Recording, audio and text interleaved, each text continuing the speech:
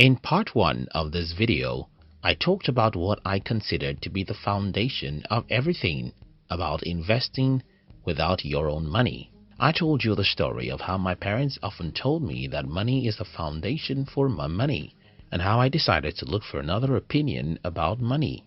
I found that opinion from those who have made significant money, and that changed my life. For more than 11 years, I've been able to get investment from different people, including strangers who didn't know me from Adam. I told you about some of the books I read which taught me about other people's money and how to get it.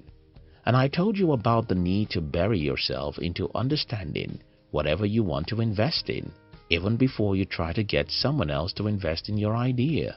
If you've not seen part 1 of this video, you must watch this after this one, so we'll link to it in the description box.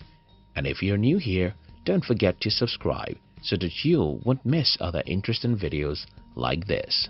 Forget the banks.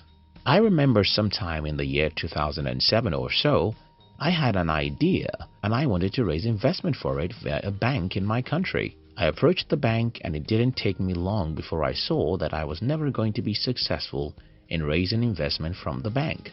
So, the first thing I want you to do when starting is to forget the banks. Of course, this is not a commandment because I'm talking from my limited experience as a guy who lives in a developing country. Since I don't know everything about every other country, I'm not likely to be able to tell what is going on in your country. Having said that, what I know with banks in my country is that if you don't have track records that show you've been managing reasonable amounts of money before or have collateral, you probably won't get them to give you money. If a similar thing happens in your country, I advise you to forget the big institutions and focus on people, individuals.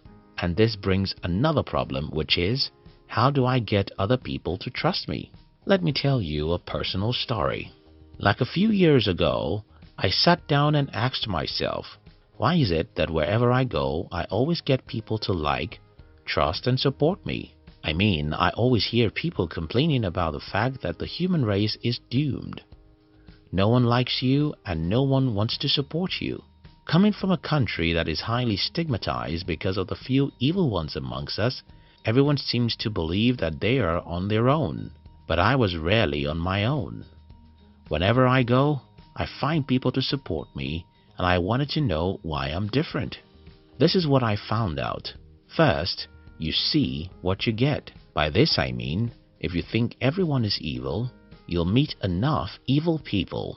If you think people are generally nice and supportive, you'll meet nice, supportive and good people. Maybe the law of attraction plays a game here. I cannot tell. What I can tell you is that your body language, words and action will show what your deepest worldview is, and those external signals will either make you attractive to the right or wrong people. Another thing I found out is, if you lie in front of people, they know that you're lying to them. It's that simple. A personal story to demonstrate this is what happened to me around the year 2011. I needed some capital and I discussed it with a friend. The only money he had was the money he wanted to use for his school fees. But he decided to give it to me, taking the risk of not being able to finish his education, and he told me something. He said he can never give such money he gave to me to his blood brother, and the reason is that he didn't trust them. You have to be trustworthy if you want to get other people to invest in you. I can say this to you 1,000,000 times. You have to be trustworthy. And one other thing I perceive about trustworthiness is that it seems to follow you everywhere you go. The reason why I say this is because I have met strangers who seem to trust me within minutes after they meet me. Again, I am not a psychologist and I can't tell you how that happens, but I suspect that something in your body language, voice and words tend to reveal who you are to the people. So, be honest, truthful and trustworthy if you want to get other people to invest in your idea. Have a track record.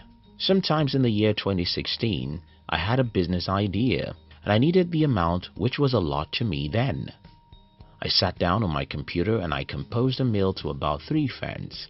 One of them asked us to meet and we did. After our meeting, he promised to invest more than the money I needed. I was crazy and I thought he might not follow up with his promise.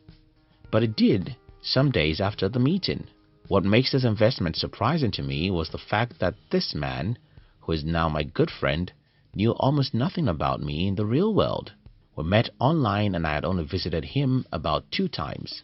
I lived 2 states away and there was no way on earth he could ever trace me if I decided to run away with his investment. So, what makes such people drop crazy amounts for you without any collateral, guarantee, or something like that? I've talked about trustworthiness, and that is very important. The other important thing is your brand or track records. By this I mean the combination of everything that is made up of you. For example, I think everyone who knows me has always known me to be an actor. I talk a lot, but I do even more than I talk. I am proactive and I can make sacrifices. I don't make excuses, and if I tell you I wanted to achieve something, you can trust me that I can sacrifice even my very life to achieve it.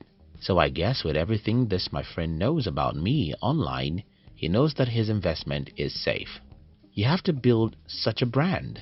If you have a brand that is about proactiveness, a brand that is about actions, a brand that is about making sacrifices, people around you and even strangers tend to know, and tomorrow if you need them to invest in your idea, they will be defenseless. Endure rejections. I have been rejected many times in my career as an entrepreneur, and I think you get to a point where you get used to it. While you're starting, you must endure that most hated word, no. People will reject you, and that's fine. If you take their rejection personal, then you won't move to another person. Don't think about $1 million. A young guy once visited my office. He should be around 22 years old. He wanted to start a business, and when he showed me his business plan, I saw a crazy amount of money. From experience, I knew that he didn't even need 20% of the money he was planning to get. And that is a problem. Most people who want to invest usually want to invest hundreds of thousands of dollars. To me, this is the indication that you want to buy your way to riches, which never works. It's a painful fact that your first 3 businesses or investments are not likely to succeed. The reason is that you're not as smart as you think you are. What happens most times is if you put too much money on your first or second investment or business and it collapses, you may never recover from such failure. But if the amount is small, you can always stand up and try again. Another advice I have for you is, don't invest in any business until you build a business. Today, everyone thinks that Warren Buffett is a great investor. What most people don't know is that he was an entrepreneur first and foremost. I know this advice is not for everyone, but if you're still young, make sure you invest first in your own business and learn how to build a business before you even think of investing in stocks, forex, or even cryptocurrency. The reason for this is because building your own business teaches you the fundamentals of how money is being made. That helps you to figure out the right investments from other places. Another valuable advice I think I should give you is, look at the internet and maximize every free resource the internet has to offer you. Take for instance, I am a writer, and in the past, if you want to be a successful writer, you need investments or support for a printing house. In the last month alone, more than 1.5 million people consume my work on the internet. If you convert that to the monetary value, I'll probably need $100,000 in the year 1986 to achieve that. So, be curious and pay attention to the technologies around you, because some of these technologies can eradicate the need for money. As a talkative, it is very difficult for me to know maybe I make sense sometimes. Please watch part 1 and part 2 of this video about how to invest without money 2 times and let me know if the video makes sense to you. You'll see the link to the first part in the subscription box below.